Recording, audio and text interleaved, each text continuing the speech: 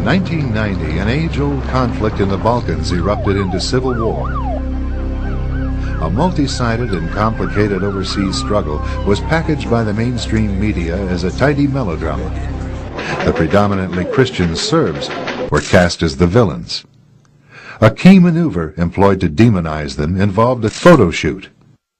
The news has always been used to stampede our reason with a perception and emotion.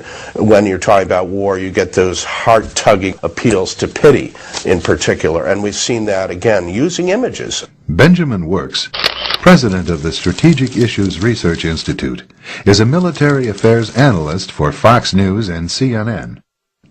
He recalls the emergency shelters set up by the Serbs to accommodate Bosnian refugees. I remember very vividly seeing tours by the camp commander showing the mess hall, showing food that, I wouldn't pay money for, but I'd gladly eat if it were free. And yet this was turned into a sensational story about concentration camps. And the propaganda twist on that came out of both the electronic media and the newspapers and very glaring covers on Time magazine and such.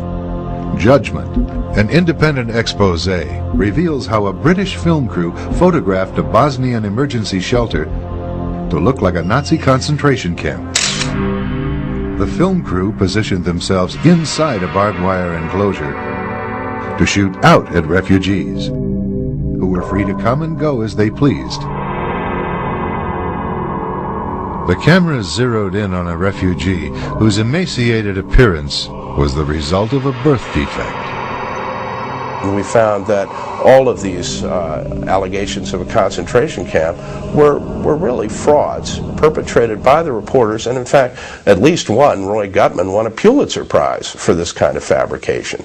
And the image that helped motivate American involvement in an overseas entanglement was a total fake.